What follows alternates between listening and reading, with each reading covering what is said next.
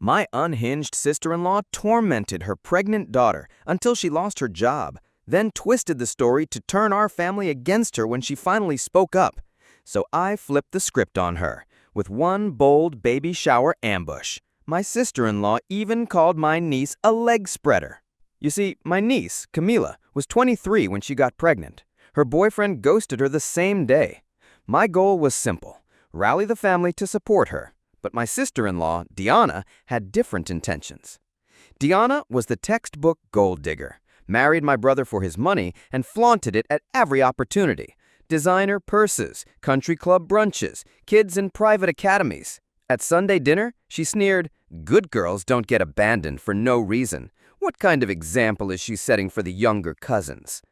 I wanted to defend Camila, but Diana's father owned the company I worked for, and his signature was on my paychecks, so I stayed quiet, a bystander to her cruelty. In the months that followed, Diana tightened her grip. At every family event, she refused to say Camila's name, only calling her the leg spreader. She cut her out of group chats and spun lies to make people believe she'd cheated. It was vile, but Camila held her head high. She still had her job and financial independence. Until Diana went after those, too. I was eating breakfast when the phone rang.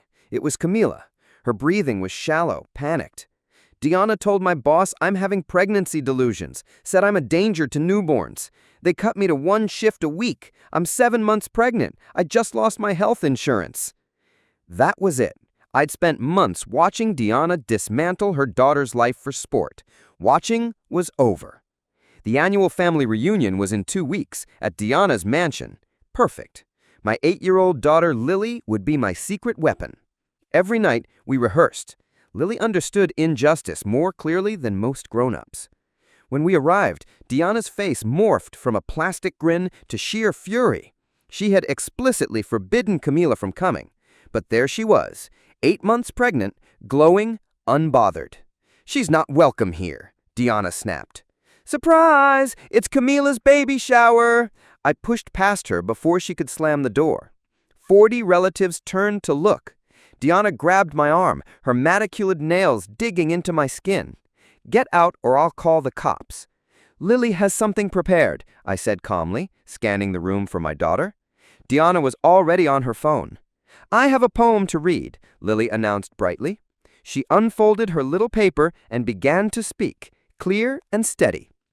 "Didi lied to Camila's work. Now Camila can't be a nurse.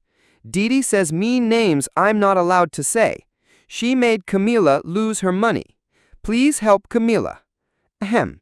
Thanks for listening." Diana's husband looked ready to explode. Camila's mother gasped. "You called her job?" she asked, horrified. One by one, heads turned. People were waiting for Diana to speak, but she stood frozen, mouth opening and closing like a fish. Then she fled upstairs, her heels echoing against the marble. The gathering turned into a real baby shower. Relatives hugging Camila, promising help, rushing home to grab gifts, handing over cash for her medical bills. I couldn't stop smiling. I was proud of Camila. I was so proud of Lily. I assumed Diana would slink off and lick her wounds. But 3 days later, Child Protective Services knocked on my door at 7 a.m. Someone had reported me for exposing minors to inappropriate content. They interviewed Lily alone. They took photos of her handwritten poem. They said the investigation could take at least 30 days. That's when I knew Diana wasn't finished, and neither was I. The mandatory psych evaluation came 3 days later at the county office. I sat in the waiting room, filling out what felt like an endless stack of forms about my parenting habits. Through the glass divider, I spotted a flash of platinum blonde hair and familiar designer heels gliding down the hallway. Diana was at the front desk, casually sliding a thick manila envelope across the counter. The receptionist nodded, taking what I could only assume was more concerned family documentation. Our eyes locked through the glass. Diana mouthed the words slowly, deliberately. "For Lily's sake." Her face a portrait of insincere concern. My fingers tightened around the clipboard, knuckles pale. That evening, Lily climbed onto my lap, her little face somber. "That nice lady kept asking questions, she murmured, playing with the beads on her bracelet. She wanted to know if you taught me bad words about bodies. My stomach dropped. She kept asking about the leg spreader thing. I told her Aunt Deanna said it, not you, but she kept asking if you told me to say that. I grabbed the phone and called my lawyer on the spot. He listened carefully as I repeated everything Lily said. His silence grew heavier with each detail. When I finished, he exhaled slowly. That's coached testimony. They were guiding her towards specific answers, but proving it, that's the hard part. The next morning offered a flicker of hope. Mrs. Chen, Camilla's elderly neighbor, shuffled up to my door using her walker. She'd seen the harassment firsthand, late-night visits, Deanna's shouting matches in the hallway, her attempts to pit neighbors against Camilla. "I'll testify," she promised, patting my hand gently with hers. But that hope quickly unraveled. Mrs. Chen was scheduled for a hip replacement next month. The only orthopedic surgeon her insurance covered worked at Deanna's husband's clinic. The surgery had already been postponed twice. She couldn't risk losing her spot a third time. Then my phone buzzed, a reminder about the mandatory CPS parenting class. At the same time, Camilla called. Her voice was thin, shaky. She was having contractions. There was bleeding. Stress was affecting the baby. She needed a ride to an emergency prenatal appointment. I stared at the two conflicting responsibilities. Missing the CPS class would be considered non-compliance. It was a permanent mark in their records. But Camilla was alone, terrified, and possibly losing her baby over all of this. And Deanna had posted the parenting class reminder on my Facebook wall that very morning. "Just making sure you don't forget. Lily needs her mommy to follow all the requirements." The post already had dozens of likes from extended relatives. I chose Camilla. At the hospital, I held her hand during the examination. Her blood pressure was dangerously high. The doctor spoke calmly but firmly. Bed rest, reduced stress, constant monitoring. Camilla's grip on my hand only tightened with every new instruction. Meanwhile, my phone wouldn't stop buzzing. The CPS caseworker, my lawyer, Deanna's father, I ignored them all. I focused on Camilla's breathing and the baby's heartbeat echoing from the monitor. When we finally left the hospital, I had 6 new voicemails. The CPS investigator's tone in the message was clipped, detached. My absence from the mandatory class had been logged. Deanna had made sure to inform them that I was prioritizing a revenge crusade over the welfare of my own daughter. Then came the bank call, suspicious activity on my account. My legal expenses had triggered their fraud detection. I had to spend an hour verifying that, yes, I was the one draining my savings. At the same time, Lily's school sent home emergency contact forms. Because of the open CPS investigation, all authorized pickup information had to be verified and updated. The school secretary's tone was sympathetic but firm. "We're just following protocol." That night, Camilla's blood pressure spiked again. The hospital called me, her emergency contact. She needed someone with her in case anything went wrong, someone who could speak for her if decisions had to be made. But Lily's scheduled interview with the child psychologist was the next morning, at the exact same time. Another trap, another impossible decision, perfectly timed by Deanna. I stayed with Camilla through the night, watching over her, holding her hair back when she was sick, fetching ice chips, helping her breathe. I was where I needed to be. My phone filled with more missed calls from the psychologist's office. Each missed call a fresh strike against me, a mother too distracted to engage with her own child's well-being. And that morning, Deanna arrived. She glided into Camilla's hospital room, pristine and smiling like nothing had happened. Deanna arrived with an over-the-top bouquet and a local mommy blogger trailing behind her, camera phone at the ready. "I just had to check on family," she announced, her voice carrying far enough to reach the nurse's station. "Despite everything, family comes first." The blogger snapped away as Deanna fluffed Camilla's pillows with performative tenderness. Within the hour, the images were on Instagram. "Local aunt supports pregnant niece despite false accusations." While I missed Lily's appointment, Deanna turned the moment into a carefully staged PR stunt. Later that afternoon, Lily's teacher called. Her tone was professional but tinged with caution. She explained that Deanna had volunteered as an emergency contact, given the circumstances. The school couldn't discriminate based on personal conflicts, she reminded me gently. They were only focused on what was best for Lily. The message underneath was clear. Deanna was the steady one, the one stepping up while I was, conspicuously, not. I began retracing Deanna's movements that morning at the hospital. Visitor logs were public record. My hands trembled as I scanned a list. Deanna had signed in at 9:47 a.m. The CPS report had been filed at 10:15 a.m. 30 minutes, just enough time to walk to the lobby and make a phone call. The security guard remembered her. "Yeah, the blonde lady. Seemed upset. Made some big call by the coffee cart." He pointed to the far corner of the lobby, direct line of sight to the security office. Security footage would confirm it all. Deanna making that call exactly when CPS was alerted. Premeditation. Cold, calculated orchestration. But accessing the footage required a subpoena, and I'd just been caught taking photos of the security office layout, trying to figure out the camera angles. The head of security had escorted me out, warning me not to return without proper legal clearance. The next day, Deanna's father, my boss, summoned me to his office. My performance review lay spread across his desk. "You're distracted," he said, not quite meeting my gaze. "These audits need your sign-off, but I need to know you're focused on work, not family theatrics."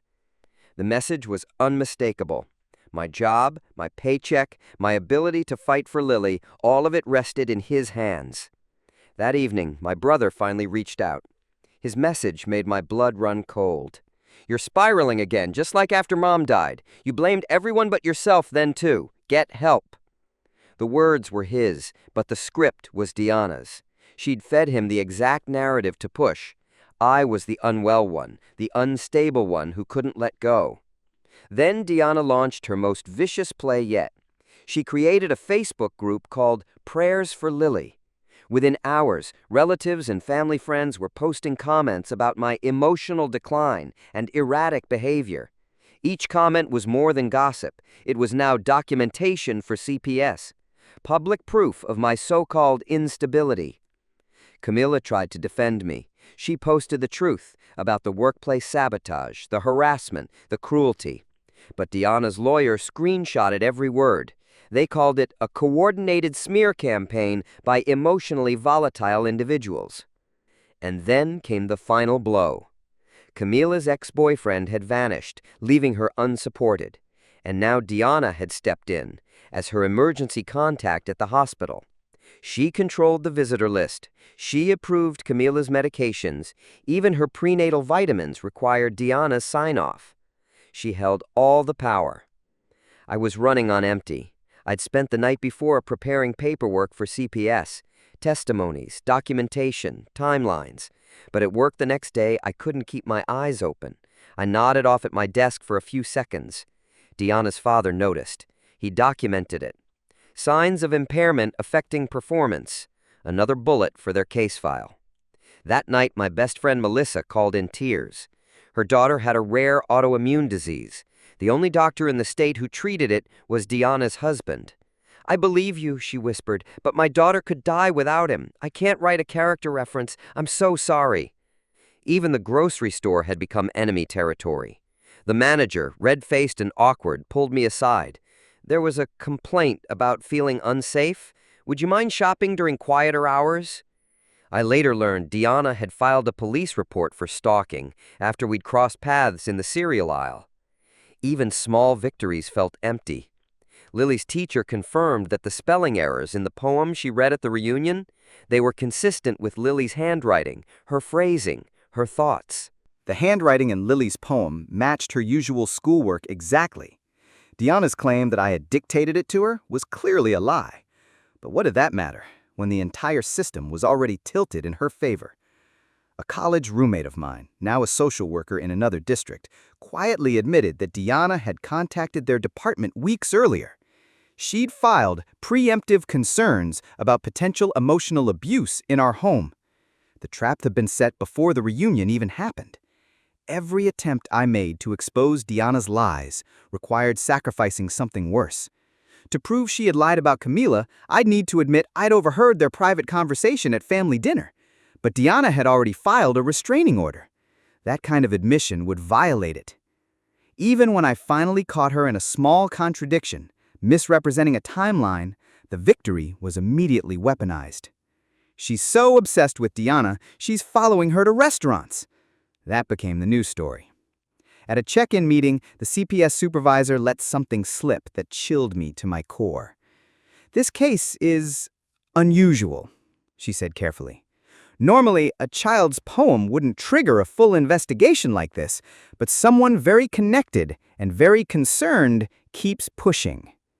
I left her office with the truth burned into my gut. This wasn't about Lily's poem. It wasn't about my parenting. This was Deanna dismantling my life piece by piece because I had dared to resist her control. The scope of her reach became even more obvious when I discovered she had befriended my custody lawyer's receptionist.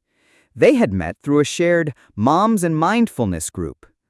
I only learned this after my motion for an expedited hearing mysteriously vanished. The receptionist was apologetic, claiming it must have been misfiled. The same thing happened the following week, this time with my evidence packet, then again with my request to submit character statements. Each time I prepared something, Deanna seemed to know, before my lawyer had even submitted it. Then Lily came home from school with a worried look on her face. She said Aunt Deanna had talked to her during the fall festival. She said you might need special help soon. But she told me not to worry. She said she would take care of me. Lily couldn't remember the exact words, but I didn't need them. I knew the message. Deanna was planting doubts, sowing fear right into my daughter's heart. While backing up photos and evidence on my phone, I stumbled across an old text I'd sent to Camila. My stomach flipped. "Deanna, such a karma will get her." The timestamp was from 3 months ago, right after Deanna made yet another cruel comment about Camila at a family barbecue. Deanna's lawyer had already submitted the text in their emergency custody petition, using it to paint me as vengeful, unstable, evidence that I had been plotting for months. Even the baby shower gifts I'd collected on Camila's behalf started arriving at my apartment, each with a passive-aggressive note. "Hope this reaches someone who truly needs support. For the baby, not your drama." Deanna had told relatives I was using a pregnant woman's hardship as part of my personal vendetta. The narrative stuck. The gifts kept coming, each note more pointed than the last. Then came the moment that broke me. My doorbell camera caught me at 3 a.m., sobbing and pacing outside during a panic attack. I haven't wanted to wake Lily. The footage showed me pulling at my hair, trembling, visibly distressed. Deanna's legal team subpoenaed the footage. They used it as evidence of mental instability. The timestamp, the night before a custody hearing. They argued I couldn't handle the emotional strain of parenting. In family court, I presented the evidence I had, proof of Deanna's interference at Camila's workplace. The judge glanced at it, then dismissed it as hearsay. He called it part of an obsessive pattern. Without definitive proof, it all sounded like bitterness. Like family drama. Deanna sat across from me, hands folded neatly in her lap, the image of polite concern and maternal stability. But I wasn't done. I'd convinced one of Camila's coworkers to check their internal systems. What she found was a game changer. Using her husband's medical login credentials, someone had accessed Camila's shift schedule multiple times before the complaint that got her demoted. There was a digital footprint, proof of premeditated sabotage.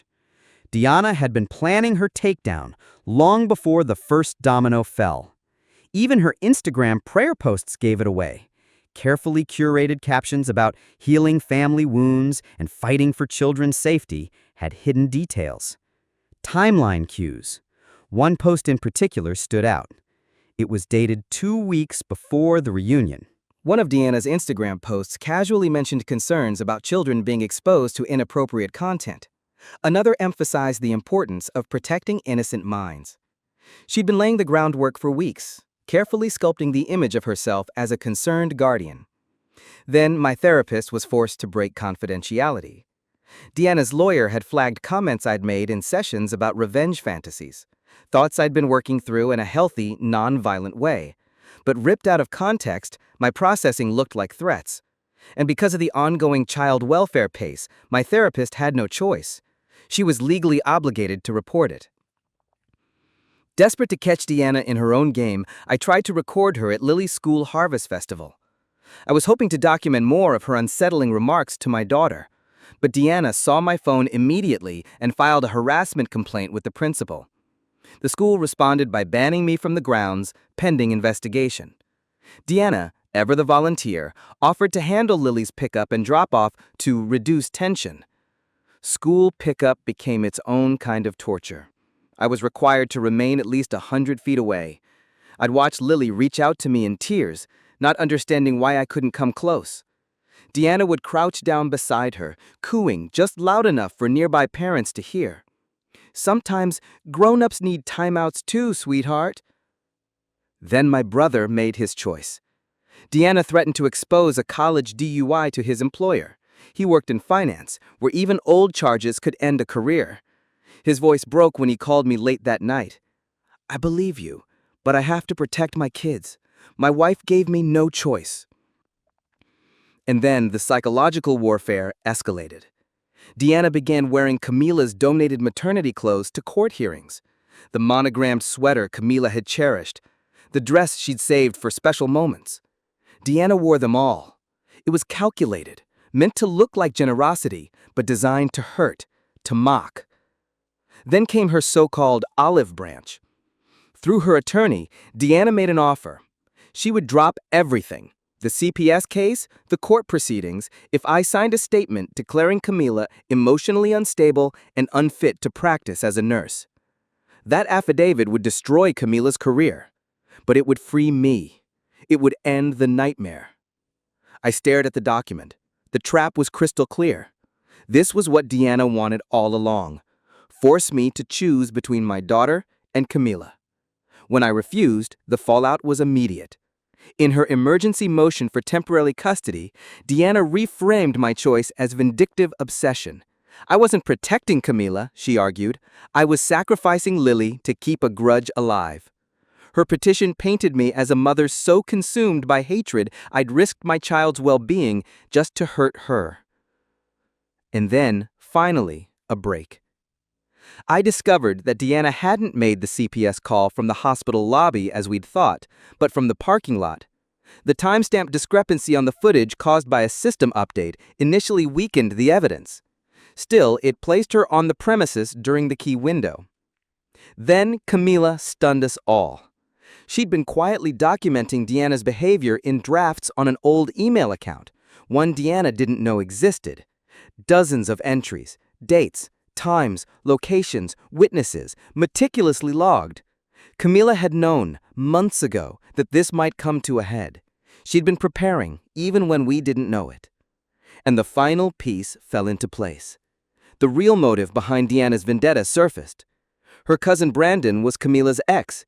He had ghosted her the day she found out she was pregnant. Deanna believed Camila had seduced and destroyed him, ruined his reputation and future. She wasn't just driven by judgment or control. This was personal. Deanna saw herself as avenging her cousin, cleansing the family of Camila's influence. Then my mother faced her own impossible dilemma. Supporting me meant being cut off from her son and grandchildren. Deanna had made that very clear. Anyone who testified on my behalf would be excommunicated from that side of the family. So she chose silence, careful neutrality. She offered to supervise visits, but refused to speak in court. I can't lose everyone, she told me, eyes full of guilt. Eventually, I began using Deanna's own tactics against her. I joined her gym, timing my workouts to overlap with hers. I started grabbing coffee from her favorite cafe, always staying just inside the legal boundaries. I never approached her. I never said a word. But I made sure she saw me. I wanted her to know I wasn't going anywhere. Then one afternoon, during a visit to my mom's house, I noticed Deanna's tablet sitting unattended on the kitchen counter. While pretending to check the weather, I quickly pulled up Deanna's tablet and accessed her call history. I snapped screenshots fast, proof that she had obtained Camila's employer information by posing as a reference checker through my brother's LinkedIn contacts. It was illegally gathered evidence, but it revealed just how deep her deception ran. Then, out of nowhere, Camila's ex, Brandon, resurfaced, suddenly asserting his paternal rights. Deanna had gotten to him. She'd convinced Brandon that Camila had trapped him with the pregnancy and that if he didn't act now, she'd block him from their child's life forever. Now we were juggling paternity and custody fights at the same time. And while I was helping Camila prepare for court, I missed Lily's therapy session. The therapist marked my absence as part of a pattern of disengagement. Meanwhile, my legal costs were draining my savings dry. Every court filing, every motion, every attorney consult chipped away at the life I'd built for Lily. My retirement fund? Gone. My emergency account? Empty. Every dollar spent on lawyers became a talking point for Deanna's legal team. Proof I was putting revenge before my daughter's future. At one of Camila's obstetrician appointments, Deanna showed up unannounced, claiming to be a concerned relative. She'd fooled the receptionist into thinking she was there to support Camila. But she wasn't there to help. She was there to intimidate. When I stepped in to intervene, security was called, and I was the one removed from the office. Another strike against me. Another incident on Deanna's growing list of my supposed instability. Then came the final blow to my professional life. Deanna's father, my boss, called me into his office that Friday afternoon. He didn't look at me as he handed over my termination papers. Performance issues, excessive absences, creating a hostile work environment, falling asleep at your desk. It was all there, a paper trail built carefully over months. Security boxed up my desk while I stood there hollow. Losing the job was humiliating. Moving back in with my parents was worse. And Deanna made sure the world knew. She flooded social media with cheerful posts about providing Lily with a stable home. Pictures of Lily's bedroom at her house, new clothes, arts and crafts days, trips to the zoo. Each image was a dagger. My father pulled me aside one night, voice low and tired. "You have to stop. You're bleeding out, emotionally, financially. Lily's caught in the middle." And he was right. Deanna was winning. Not just because she had more money or better connections, but because she could afford to keep fighting. My efforts to expose her had unintended consequences. Camila's supportive coworker, the one who helped uncover the schedule breach, was suddenly called into HR. She was accused of enabling workplace harassment by sharing internal information. Her promotion was quietly pulled back. Her husband urged her to cut all ties with us to protect their family's reputation. I hated what I was becoming, but I couldn't stop. Every scrap of information, every clue felt urgent, essential. Friendships were crumbling, careers were at risk, families were splitting down the middle, all because I couldn't let Deanna win. During a court-mandated meeting with Lily's guardian ad litem, she asked me one question that hit like a punch to the chest. "Have you considered that your obsession with Deanna might be harming Lily?" I opened my mouth to protest, to explain, to talk about the lies, the manipulation, the injustice. But nothing came out, because deep down, I feared she might be right. Later in court, I made a choice. I admitted that I had recorded Deanna at Lily's school event without consent. It was a gamble, trading potential criminal charges for a shred of credibility. The judge noted my honesty, but also emphasized the seriousness of violating consent laws. Any benefit of the doubt I hoped for was overshadowed by the illegality of my actions. Then I discovered something in Camila's draft emails that hurt more than I expected. Months ago, she had tried to warn me.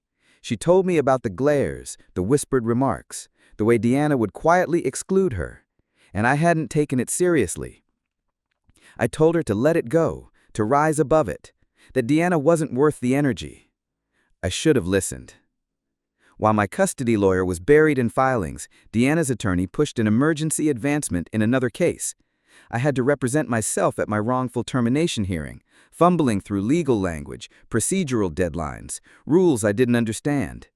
I was forced to prioritize one front at a time, knowing that every divided effort meant losing ground elsewhere.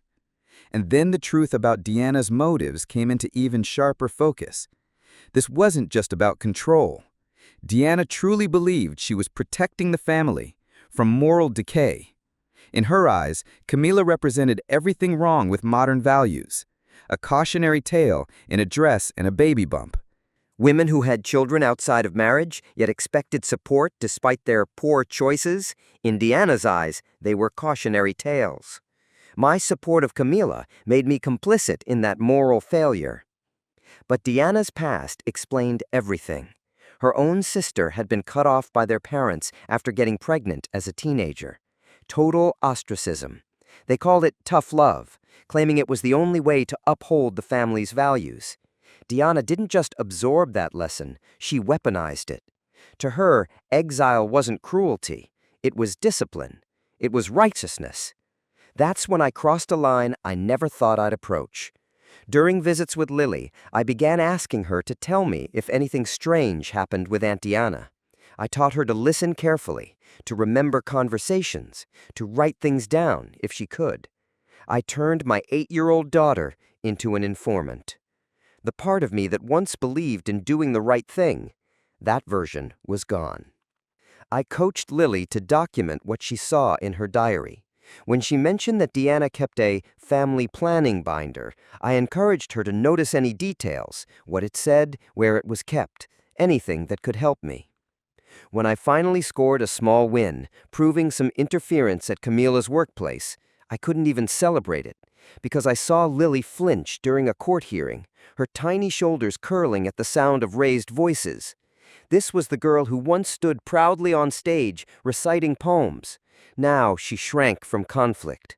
The trauma of our war was etched across her face. And Deanna seized the opportunity.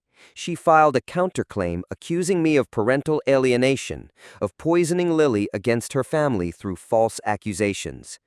The guardian ad litem noted Lily's confused emotions about relatives, her struggle to understand why certain people had disappeared from her life. To an outsider, it looked exactly like alienation. Everything now hinged on Camila's testimony. She was the only one who could directly confirm Deanna's harassment. But during deposition prep, Camila went into premature labor. Her body had finally given out under the pressure. As the ambulance pulled away, I felt the foundation of our case crumbling. Deanna, of course, didn't miss a beat. She found fresh ways to twist the knife. When past babysitting of her kids was brought up, she coached them to ask, "Why did Mommy say you were sick?" I couldn't answer honestly without hurting children who didn't deserve any of this, so I deflected, and in doing so, I looked guilty. Even the hospital staff began taking sides, some choosing based on whose spouse had better insurance. Deanna's husband's practice offered gold-tier coverage. Mine? I had no job, no benefits, no leverage. Colleagues who might have supported Camila kept quiet. They couldn't afford to risk their family's health care. Then the judge said something that shattered me. Emergency custody changes require imminent physical danger.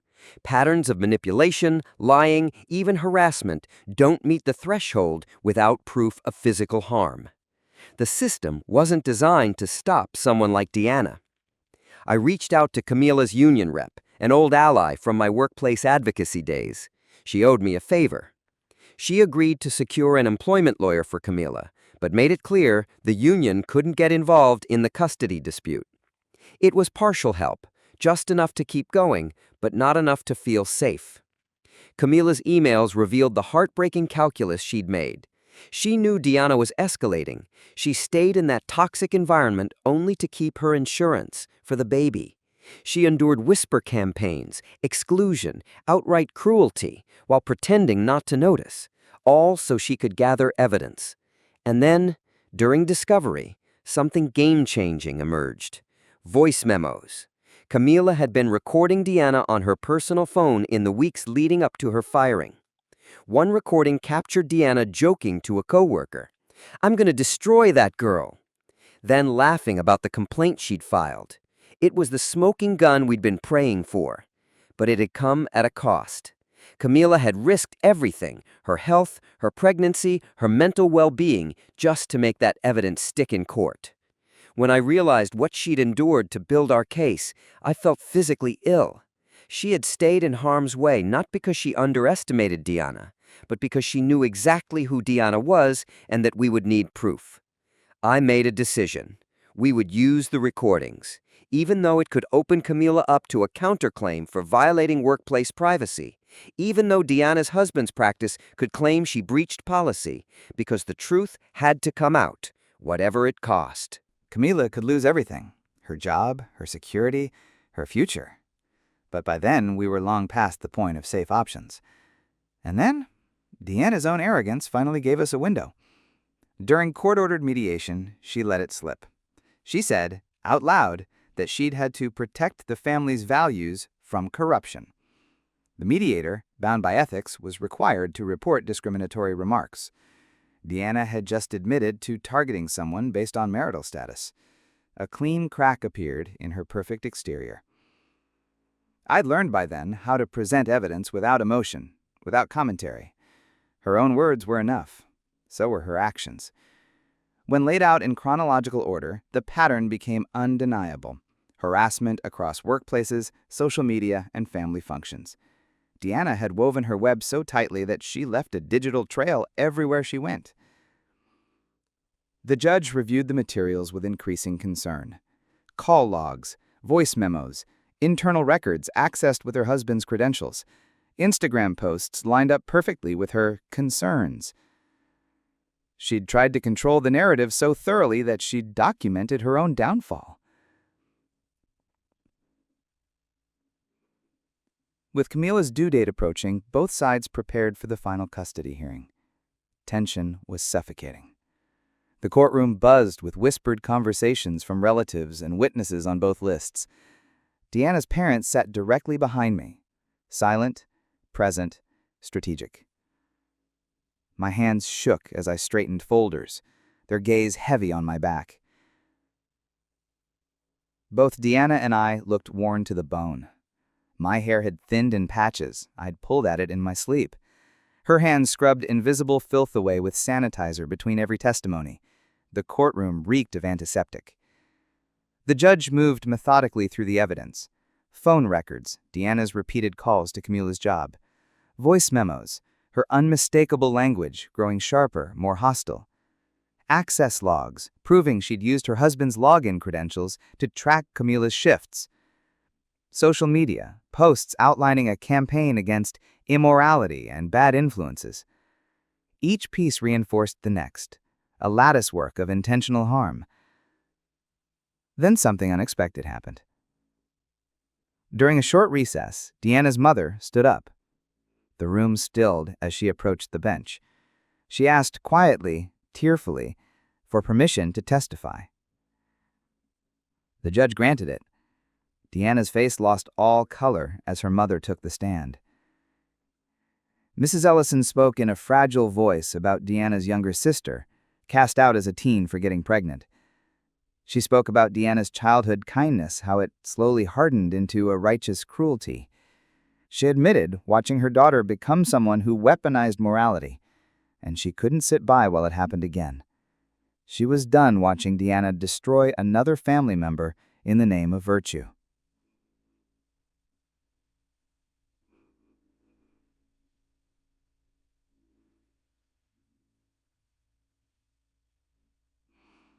The judge ordered immediate psychological evaluations for everyone involved. Deanna's results showed a deeply ingrained trauma from her upbringing, a strict, punitive moral code that shaped her worldview. My own evaluation reflected intense anxiety and hypervigilance from prolonged psychological warfare. But Lily's evaluation hurt most of all. She showed signs of emotional confusion, internalized guilt, and conflicting loyalties. Her healing would take years of therapy.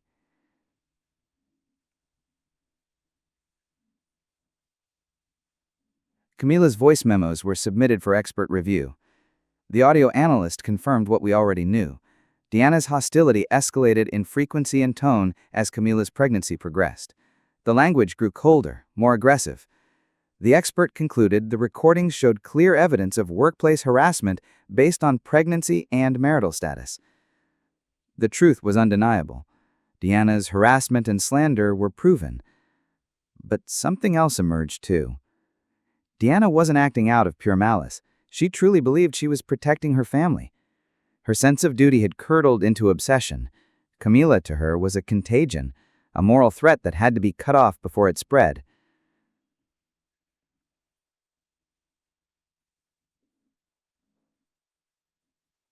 When Deanna broke down on the witness stand, no one moved.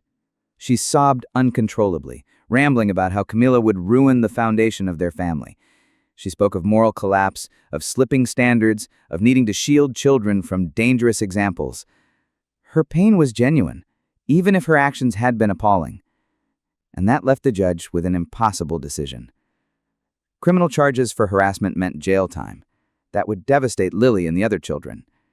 But the family court path authored a different kind of justice: protective orders, custody determinations, and finally, closure.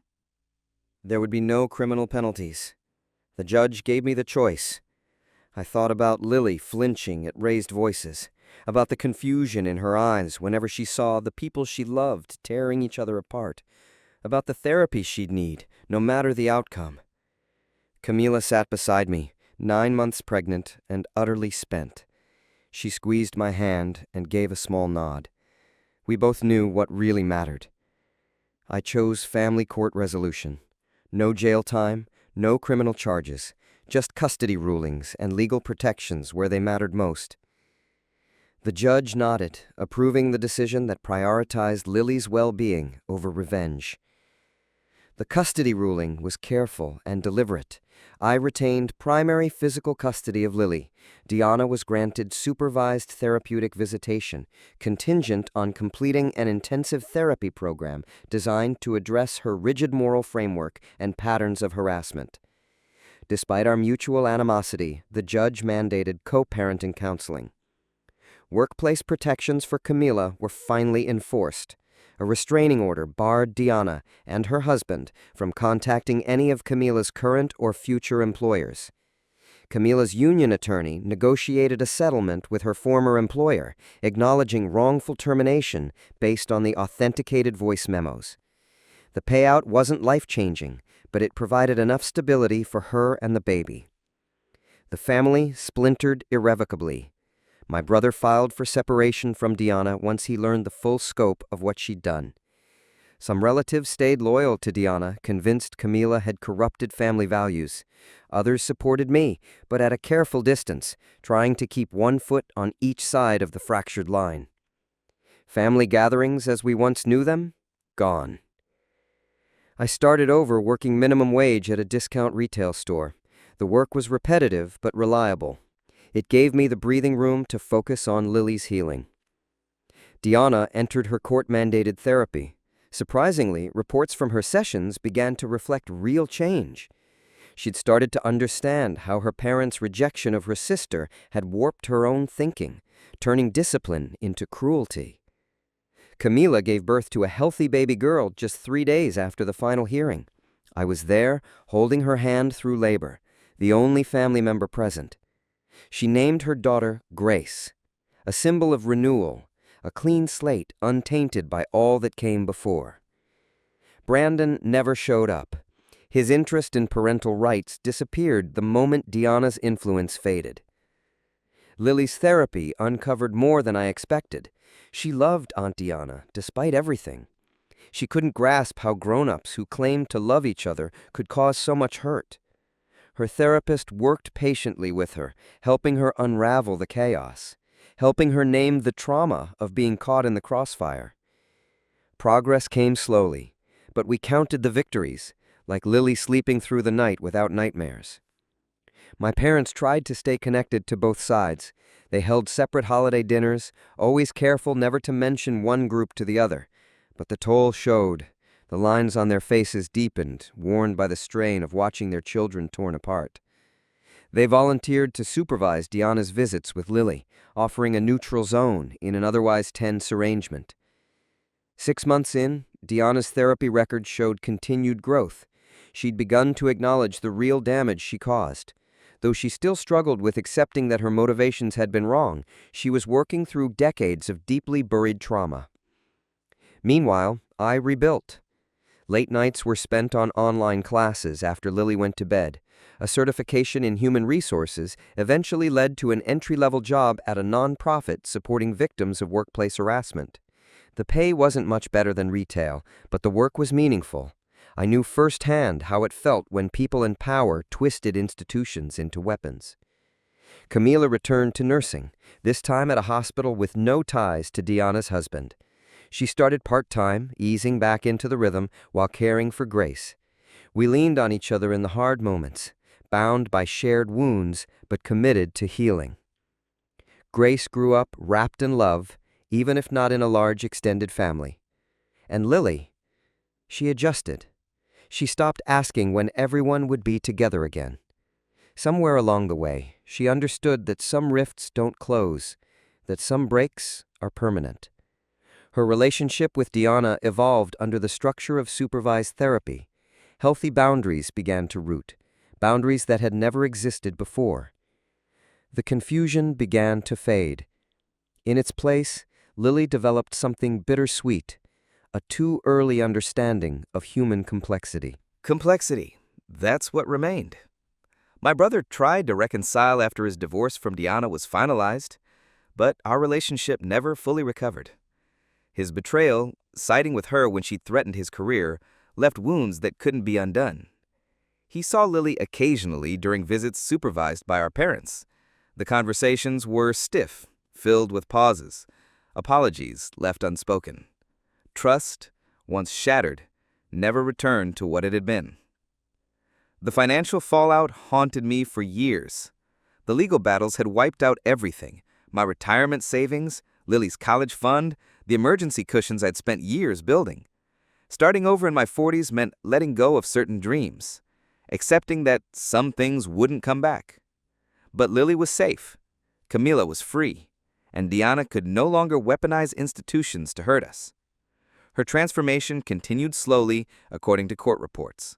She'd severed ties with relatives who upheld her old beliefs, cutting out the voices that had shaped her worldview. Therapy groups became her new community.